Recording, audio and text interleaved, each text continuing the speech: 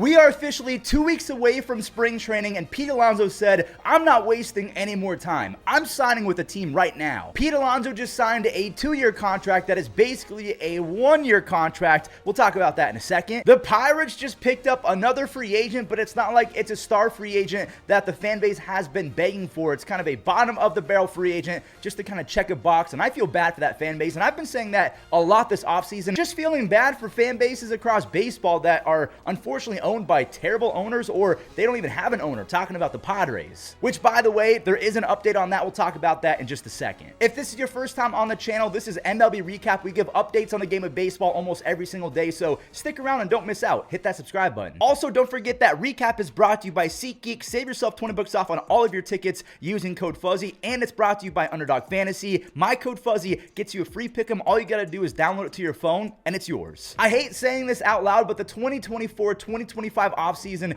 for the Padres has been nothing short of an absolute nightmare. But that could change here soon with the breaking news that stability could be on the horizon. There is a brand new control person, and he was voted in unanimously by all of the other owners in Major League Baseball. The late Peter Seidler, who quickly became one of the more beloved figures in baseball because he transformed the San Diego Padres. They were big-time spenders. They were so much fun to watch. He passed away recently, and a lawsuit came out between his wife, Sheil, and then Peter's two brothers, Matthew and Robert, I believe, because they wanted John Seidler to be the control person, and I guess Sheil was trying to take it back. I don't know exactly what's going to happen with that lawsuit, but as of right now, the owners have unanimously voted John Seidler the new control person, aka kind of like the new owner of the San Diego Padres. So that's the update on that. Before we talk about the Pirates quite literally wasting Paul Skenes, let's talk about Polar Bear Pete kind of getting his money, but also not getting his money at the same time. Let me explain. Pete Alonso is getting a fake 2-year deal, in my opinion, and the reason why I say it's a fake 2-year deal is because he's going to make $54 million over the next 2 years. So yes, it's a 2-year deal. He makes $30 million in 2025 and $24 million, a pretty big dip in 2026. But the thing you have to remember, there's an opt-out after 2025. So Pete is crossing his fingers that he's going to break out again in 2025, get those power numbers back into 45, 50 home run territory, opt out, and get $30 million for the next 4 or 5 years. It's basically a mirror image of what happened to Matt Chapman, Cody Bellinger, Blake Snell. They all waited a good amount of time into the offseason, like into February, and they all had to settle for short-term deals with opt-outs. It worked out for Blake Snell, who's getting a ton of money from the Dodgers. It worked out for Matt Chapman, who broke out, was one of the more elite third basemen in baseball. He got an extension from the Giants. It didn't really work out for Cody Bellinger, but then again, it did because he has a crazy high AAV. He's on the Yankees now, where that short porch is going to be working in his favor. What if he pops off for 40 home runs all over again? Cody Bellinger wasn't bad by any means, but he was injured and the stats did regress. That's why he opted back in, and because of that, the Cubs were like, yo, we do not want to pay Cody Bellinger $30 million, so that's why he got shipped to the Yankees. I don't know if the same thing could happen with Pete if he stinks it up all over again. Pete is coming off the worst season in his career in terms of OPS, and even though he walked more, the power numbers were a little bit down. He struck out a lot more as well, which is crazy, saying that he had his worst season in baseball with 34 home runs and 88 RBIs. But again, the problem was just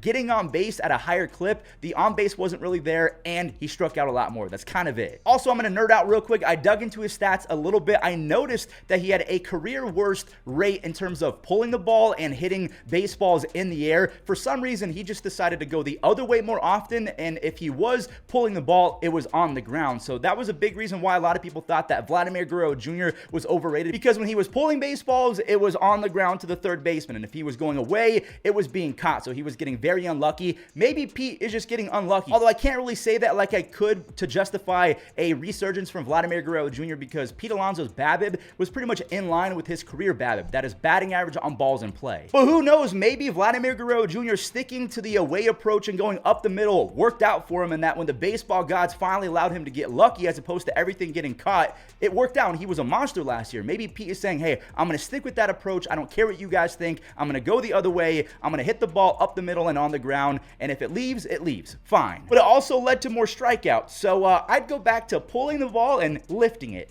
Do that, Pete. I think that's smart. So let's say that Pete does bounce back. He lifts the ball, he pulls the ball more, and maybe he gets up to 45 home runs with an 880 OPS. You're telling me that the Mets could have Francisco Lindor, Juan Soto, and Pete Alonso as a 1-2-3 trio? That's a nightmare for opposing pitchers. If you want to keep the lineup balance in order, you'd probably go Brandon Nimmo as the 4-hitter, so you can go switch left, right, and then left, and then Mark Vientos as the 5-hitter. He could be a 30 home run guy as well. Then you factor in a Francisco Alvarez who had 25 home runs in 123 games back in 2023. The Mets could very well have 4 or 5 guys, if they all stay healthy, with 30 home run campaigns. I don't think that's happened before in Mets history. I don't think they've even had 4 yet. Then you have Jesse Winker, you have Jeff McNeil, who looked a lot better with the power in the second half.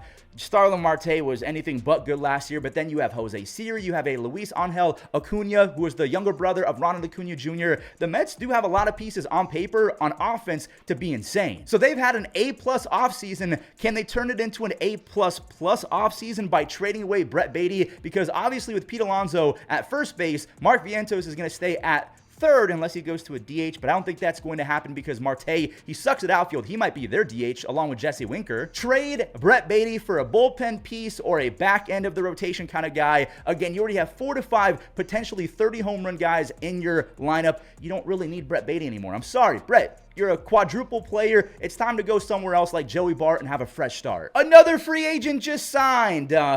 Tommy Pham is going to the Pirates on a 1-year deal. This is what it must feel like as a Pirates fan to ask for Bob Nutting, the owner of the Pirates, to spend more money. It probably feels like you're begging at this point. Tommy Pham is getting $4 million after stinking it up last year in the second half. So with the White Sox in the first half, he was pretty good, or at least he was decent. He had a .330 on-base percentage and a 105 OPS plus his first 70 games. He got shipped to the Cardinals, and I think he had a grand slam in his first at-bat or first game something. I'm like, wow, this is going to be a hit for the Cardinals. It was anything but that. He showed his age. He had an 82 OPS plus in 23 games. He was DFA'd, literally let go by the Cardinals after 23 games. He goes to the Royals, puts up another 23 games, and somehow got even worse, a 64 OPS plus in 23 games. But of course, because he's Tommy Pham, he woke up in the postseason. So after giving Tommy Pham $4 million, this is what the Pirates have done in the 2024-2025 offseason. They've signed 33-year-old Adam Frazier, who just hit 202 with a 63 OPS plus with the Royals. They got 33-year-old reliever Tim Meza, who had a 6.3 ERA last year. 28-year-old Caleb Ferguson, finally someone who's a little bit younger. I thought that he was older. He had a 4.64 ERA last year.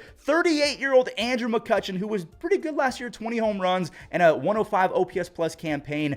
36-year-old Tommy Pham, who was on 3 teams last year. He gets passed around like crazy. He ended up with a 64 OPS in his final 23 games with the Royals last year. And I do want to mention, this was a good move. They got 23-year-old Spencer Horwitz, finally someone who's kind of in their prime, who had 12 home runs and a 125 OPS plus last year. But even with that addition came a subtraction. They had to give away Luis Ortiz, who was pretty good last year, especially down the stretch. So when good things happen to the Pirates, it usually comes at a cost. I bring all of this up, and I know I mentioned in the intro, me saying I feel bad for the Pirates fan base, and it probably feels like you're begging at this point, but you have Paul Skenes. He just proved that he is a generational player. He doesn't even know if an extension's coming his way. We know that the Pirates were 10 games under 500 last year, 76 and 86. They're 363 and 507 since 2019. They're 144 games under 500. At this point, I'm just kind of confused on what I believe would fix free agency and cheap owners. I feel like the only thing that I can think of is that if you are Bob Nutting, who is 150 games under 500 over the last few years,